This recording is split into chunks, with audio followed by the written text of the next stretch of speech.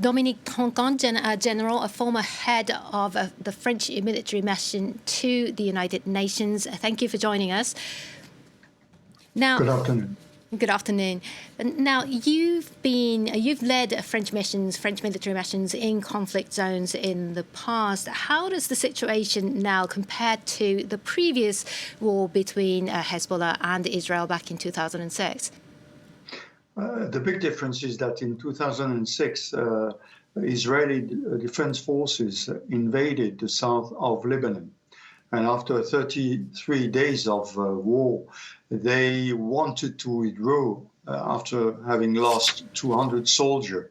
Currently, Israel is attacking by the air.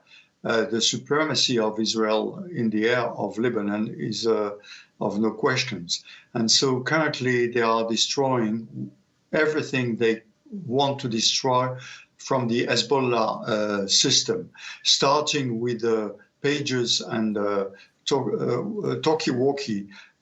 In fact, they destroy the head of the military branch. Yesterday, they decided to destroy the head of Hezbollah, meaning the political master of Hezbollah. That seems that they don't want to have any discussion with Hezbollah, because obviously they can't discuss with no one now. And so they want to pursue their offensive in South Lebanon and in South Beirut.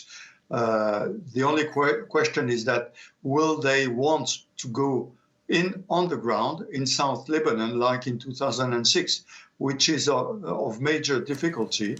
We know that it is something which could be costly for the Israeli forces.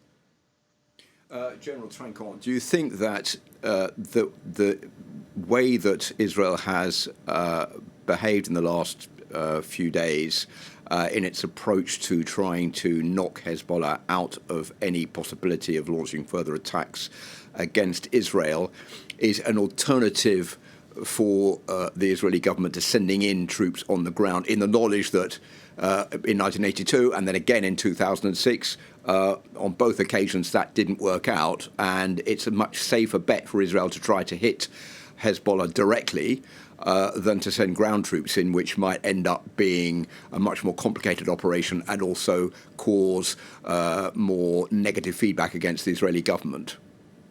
Certainly, I think it's a better alternative. The only question we've got is that the assessment that the Israeli government will make of the destruction of Hezbollah will decide that, say, 85% of Hezbollah is destroyed, so it's sufficient and we'll stop there, or will the Israeli government think that he's not going as far as he wants, and he have to go on the ground. But I think it would be a very dangerous position for him to go on the ground. And the current operation is far better for Israel.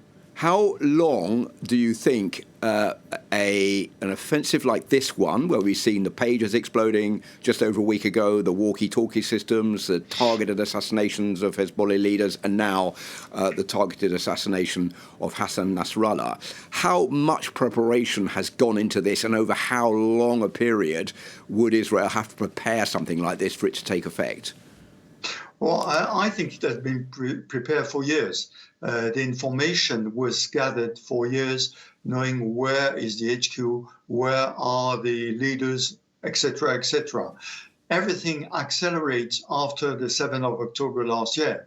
And I think that for the pagers, for example, it's an operation which has been launched perhaps several years ago in order to build company, screening and not, and the fact that everything was hidden.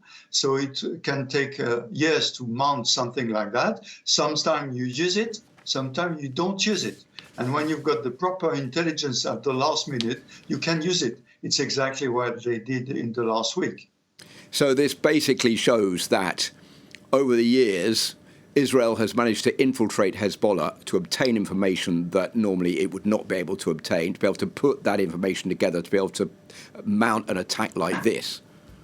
Oh, yes, of course. The infiltration of Hezbollah, and even in the Iran defense structure, Mossad is probably very well infiltrated, and gathering the information will provide the possibility to build a plan like the plan which is currently used by Israel.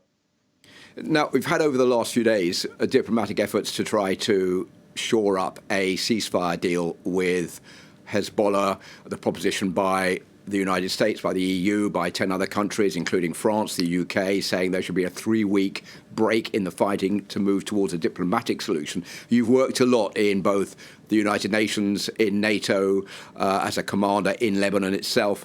What do you think the international community is actually thinking right now when it comes to those organisations that are heavily criticised for their lack of ability to shore in Israel, to draw them in, to find some kind of way out of this on the diplomatic front? But I think that the big difficulty is that currently you can't talk with anyone in the Hezbollah. You can't talk to anyone in Lebanon. As you know, there is no government in Lebanon for 2 years now. So ceasefire is fine.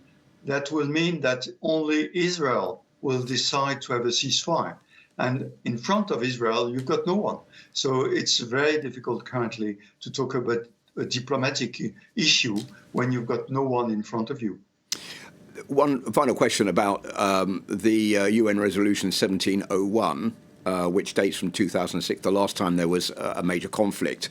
This was supposed to push Hezbollah back to the Litani River, to withdraw any Israeli troops that were based in southern Lebanon, to let UN forces take control of that as a peacekeeping region. A couple of things here. The first one is that plan has never been properly instigated.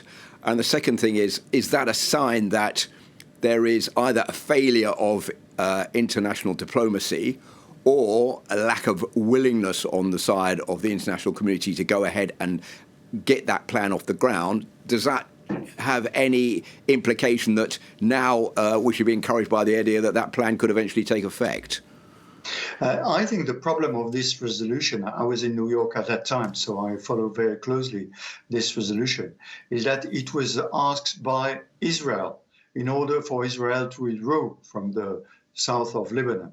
But in order to have this resolution voted, you have the agreement also on Lebanon. At that time, there was a government in Lebanon.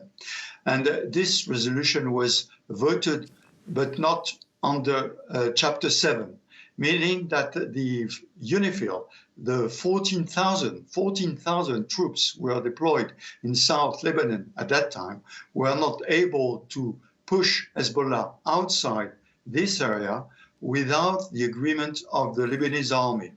And the problem is that the Lebanese army never wanted really to push Hezbollah outside. So if you want to increase the power of this UNIFIL, you need to put that under Chapter 7, which could be possible because currently there is no real government in Lebanon who can oppose that. But that will mean that the UNIFIL will be able to fight with the Lebanese army against Hezbollah. And I don't think that the country are providing the soldier want to see their soldier fighting in South Lebanon. That's means, in fact, that UNIFIL will not be efficient to do that job. General Dominique Trinquand, thank you so much for your insight. Thank you.